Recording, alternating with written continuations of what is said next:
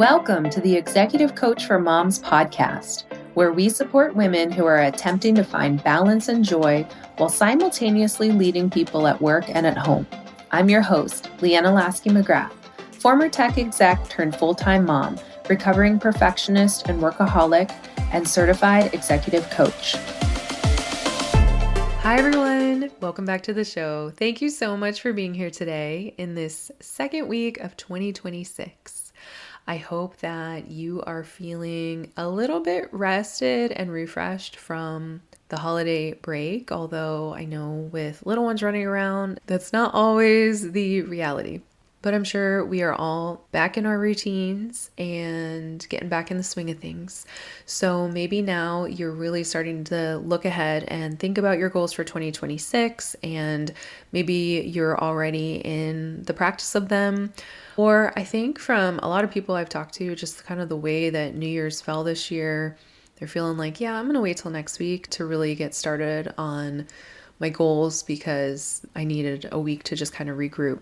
And so if you're there, that's great too. So I want to talk a little bit more about goal setting. Last week I talked about a goal setting process and really focused on looking back at 2025 and seeing what we could learn from it, seeing where things went well or didn't go so well, and just kind of evaluating to learn for this year what we might want to do. So for this year, for 2026, you may have a wide range of goals, and there's no wrong goal to have. Honestly, it's like, what do you feel is right for you for this year? What feels important for you?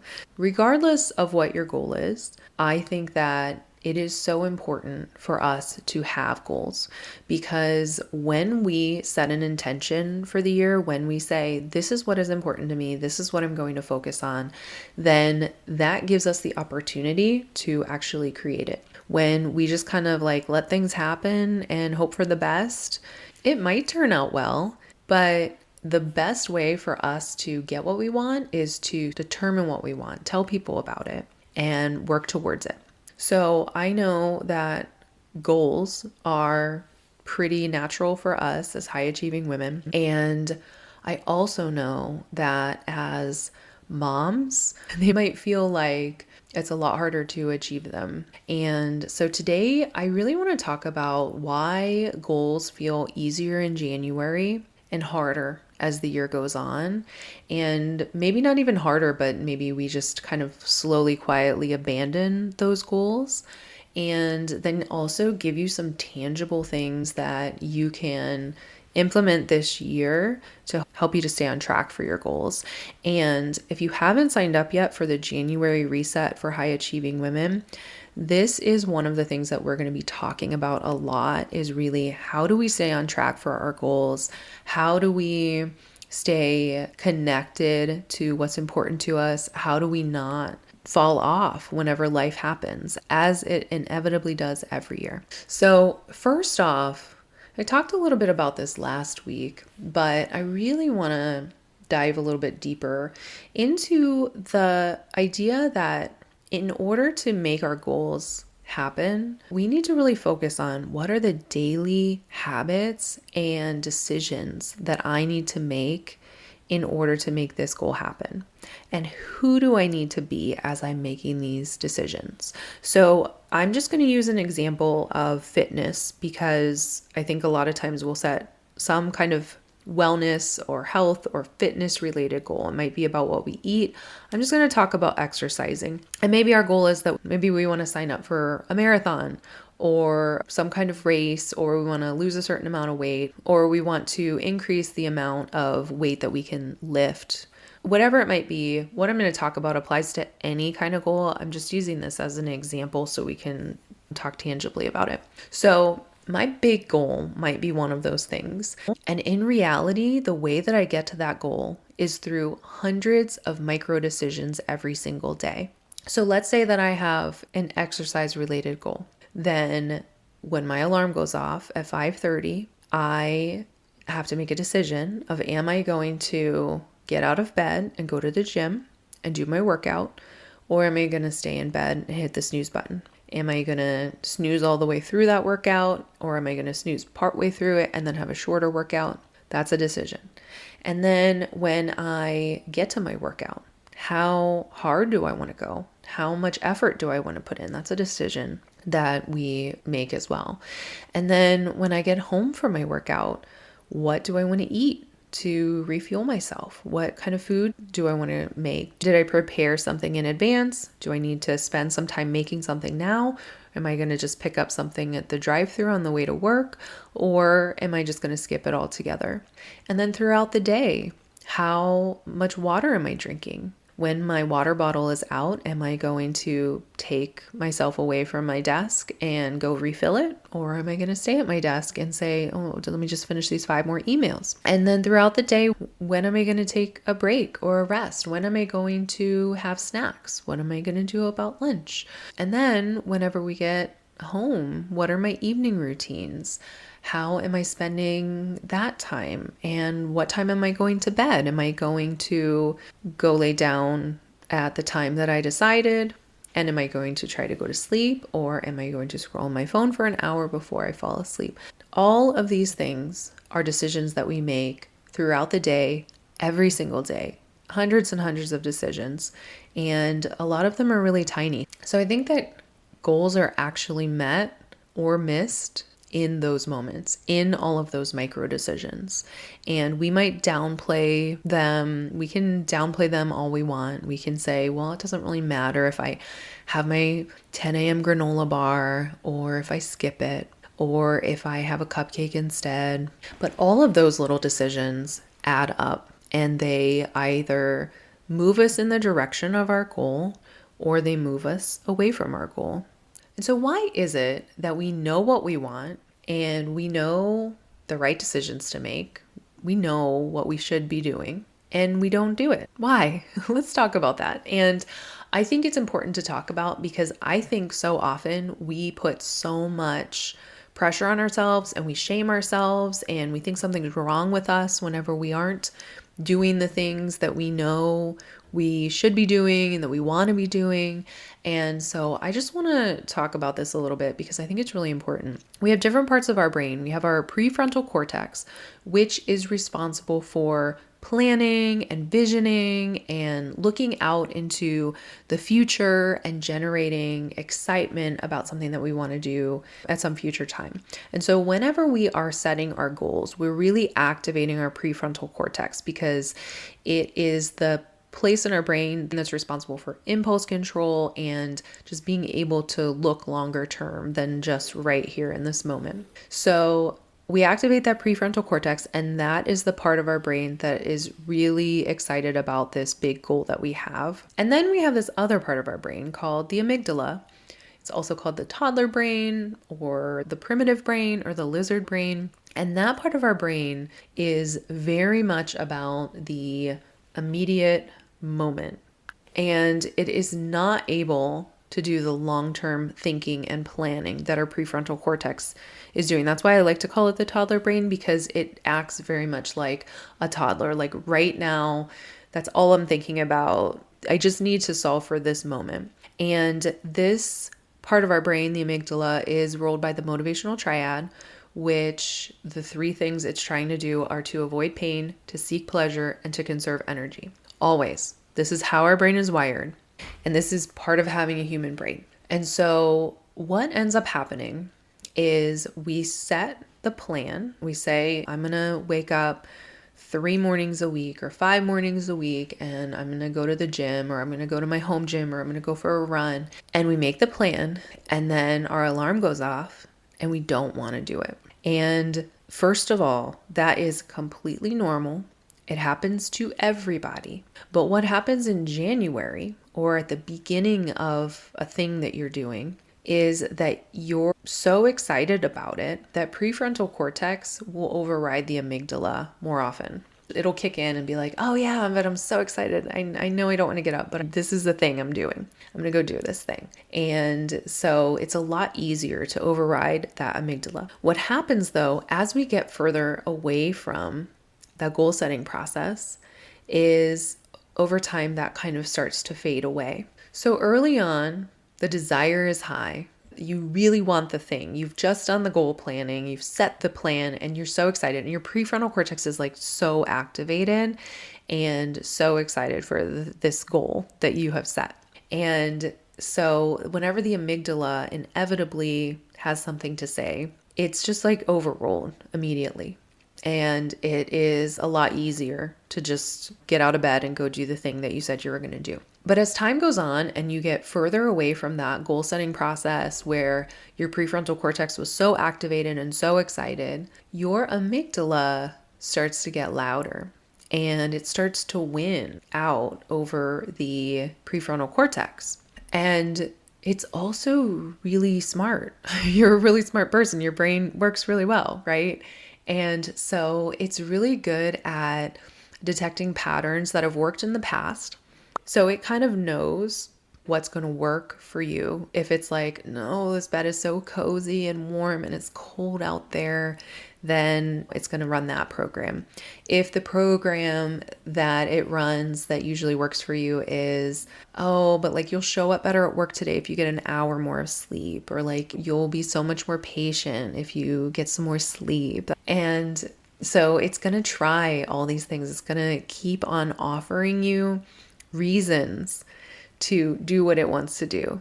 And it's not because you're lazy. It's not because there's something wrong with you. It's because that motivational triad is always there. It's always going to be there. That amygdala wants what's best for you, but it believes that what is best for you is to seek pleasure and to avoid pain and to conserve energy. And so that's what it's trying to do.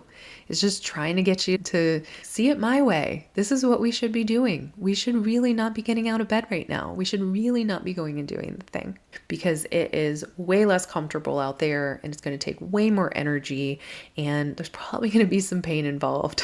And it's so much more pleasurable just to lay here, even though you know in your heart of hearts and in your prefrontal cortex that the real pleasure is in meeting those goals and honoring yourself into doing the thing that you said you were going to do. But what happens a lot of times over time, like I said, as we move further and further away from that goal, is that amygdala gets louder. And then also what also happens, especially for moms, is that life is going to inevitably intervene. Your kids are going to get sick. You're going to have big things come up at work or a last minute travel that you have to do. Or maybe one of your parents gets a diagnosis. Things will come up throughout the year. That is going to happen. And I think that a lot of times we believe that we have to have perfect circumstances in order to be able to create what we want to create. And the reality is that we are never going to have perfect circumstances. That's not going to be the case. And we might want to say, okay, well, maybe when the kids go off to college, right? And it's like, okay, well, do I want to wait 10 more years or however many more years to live the kind of life I want to live? So as our attention shifts, as we start to focus on these other things that come up, we stop focusing as much on the goal. And then a lot of times, let's just be honest, on the weekends when we're planning our week, maybe we don't take the time to do that, or maybe we don't schedule in the workouts. And so then, we go to set our alarm and we're just like, I don't want to get up at 5:30. Who wants to get up at 5:30? I just want to keep sleeping. And as we do this and as our attention shifts, our decisions start to move back into the moment. We're no longer making those decisions ahead of time. We're no longer activating our prefrontal cortex as much as it relates to this goal. And so therefore our amygdala has a chance to come in, get a lot louder, and start to make really convincing arguments of why we shouldn't do this uncomfortable thing. And I think it's important just to know that everyone is experiencing this. You don't get to a point where you work out 5 days a week and you never have a morning where your brain tells you to stay in bed. And yeah, I would say it probably does get a little bit easier just because it's a routine and it's part of what you do every day and it's just part of who you are. But that doesn't mean that you never have days where your amygdala acts up and says like, oh man, it'd be so much less work just to stay in bed. That's still going to happen. And I think that we believe that like there's something wrong with us when that happens. And that's just not true. It's just our human brains. So I think that instead of believing I'm lazy or I can't stick to things or other people have something that I don't, the truth is that the only difference is that they are reconnecting to that goal more often than you are, or they've done it more recently than you have. And yeah, the circumstances might be tough, right? There are some tough circumstances in the world. And the circumstances are not the ones deciding how you live your life. You get to decide how you want to live your life. So, to give you some very tangible takeaways, number one is to make decisions ahead of time. What I mean by that is like decide when your prefrontal cortex is activated rather than deciding when your amygdala is activated. Because when you can remove decision making from the moment as much as possible, then you're going to remove the friction as well. So maybe on Sunday, you put all of your workouts for the week on the calendar and you put specific plans in. And I think that the reason that this works is because it reduces decision fatigue, and also it really allows you to make those decisions from the part of your brain that is most aligned with your highest good and your highest intentions and your goals for yourself. You do not want to be making your decisions with your amygdala. That's like letting a toddler run your life. I mean, you'll still have to actually physically get yourself to do it, but once you start to build that muscle of like, no. Listen, toddler brain, we already made this decision. We're going to do this. We're going to do this thing. Thank you for your feedback. Okay, so takeaway number 2 is to revisit your goals regularly. What happens is whenever we are so amped up at the beginning of the year, it's because we're thinking about our goals. And so this is a practice. We cannot assume that motivation is just going to sustain itself. We need to stay connected to our goals and to the why behind our goals. Why does this matter? So take some time now and regularly throughout the year to check in with yourself and ask yourself, why is this goal so important to me? How is this going to benefit me? How is this going to benefit my family and those I love? If you only do that in January, then you should expect to not meet your goal, because you need to emotionally connect to that goal regularly throughout the year. So maybe that's a monthly practice for you. Maybe that's a weekly practice or a bi-weekly practice. Shorter, more consistent check-ins are going to be a lot more effective in keeping you going than the once a year goal setting. So takeaway number 3 is to expect resistance. Expect that when you have made a plan for yourself, when you go to do the plan, there's a part of you that isn't going to want to do it. And remind yourself that nothing has gone wrong. This is a part of the process. This is a part of meeting your goals. Resistance does not mean failure. It just means that you're doing something new, and you need to start to build the muscle of noticing those thoughts that your brain is offering you without agreeing with them. Or maybe you even do agree with them. Yeah, it would be more comfortable to lay in bed, but you know what? That's not what we're doing. But that is a muscle that is so important to build. Some people will call it discipline. And I think it's an exercise in awareness of just like, oh yes, there it is. Of course my toddler brain wants to stay in bed. Of course it does. Who wouldn't? It's not a problem. And now I get to decide. Just because my brain is offering me that, it doesn't mean anything about myself. It doesn't mean I'm lazy. It doesn't mean I'm not cut out for this. It doesn't mean I can't meet my goal. It simply is a normal human response to what's happening right now. And then the 4th thing I want to offer is that life is going to happen. Of course it's going to happen. And we get to decide what we want to do about that. I have definitely had many times where I let life circumstances keep me from meeting my goals. And I'm sure you have too. I'm sure we all have. And I think it's just an important thing to recognize that we have more power in that than what we sometimes might realize. We have the power to decide, am I going to let that thing throw me out completely and just abandon my goals? And I think often it doesn't feel conscious when we abandon our goals. It feels like we just quietly forget about them. And if that happens at some point throughout the year, you have the opportunity to bring yourself back. You don't have to stay away from your goal just because you got off track. Expect that you'll get off track at some point. I know it's hard to imagine at this moment when you feel so excited about your goal and so activated by it, but the reality is that things are going to come up this year that you aren't expecting, that you aren't aware of right now, that aren't on your radar. And it's going to be hard to stay on track with your goals. And you are going to get to decide. You have the opportunity to, instead of just kind of quietly letting life take over, you have the opportunity to make a decision. You can say, you know what? I am going to decide that this circumstance requires my full attention. And so therefore, I'm going to put my goal on pause. That's an option. You can totally do that. But I think that that's different than just quietly abandoning the goal and letting it fall by the wayside and then not returning to it. Because when we intentionally do it, we can set a timeline for ourselves and say, okay, in 2 weeks, I'm going to circle back and check back in with this goal. Or maybe our practice has been that we have been going to the gym 5 days a week, and now something's come up. And so we reevaluate and reassess and say, you know what? Now I'm going to change that to 2 days a week for this period of time. So we have all kinds of options, but I think that what happens so often is that we tell ourselves a story that these life circumstances take away our options. And that's where we lose our power.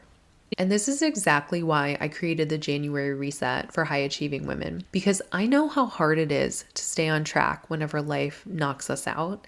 I know exactly how it feels to start off the year so energized and so excited about a goal, and then have stuff come up that feels insurmountable. It feels incongruent with the goal, so that it's easier to just kind of quietly abandon the goal.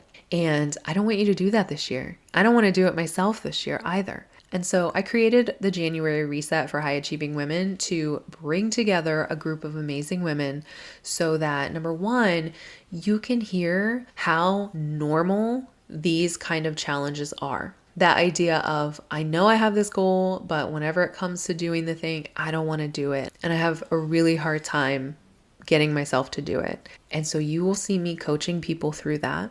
You will hear about the challenges that they're facing, and you'll be able to be coached through that yourself as well whenever it comes up for you. Because I really want this to be the year that you make your dreams come true, that you move closer to the life that you want to be living. Because I want that for every woman. I want every woman to be living the life they want to live. And I know that that can feel really hard to create whenever we have so many circumstances that feel in opposition of that. And so I want to help you to really figure out, how do I not let those circumstances get in the way of what I truly want and desire? So if you are interested in joining the January reset, you can head on over to coachleanna.com to get registered. And I have a special discount for my podcast listeners. Just enter the code podcast. We'll be coming together live weekly. We'll have a Facebook group where we can all connect with each other and support each other. I will be teaching a lot more. I know I teach a lot on this podcast, but I'll be able to go much more in depth on your specific things and on what other people in the group are experiencing. We'll also have live discussions with each other, and I'm just so excited to bring together this amazing curated group of women so that we can meet our goals for 2026. All right. Thanks so much, everybody. I hope to see you in the reset, and have a great week. Bye.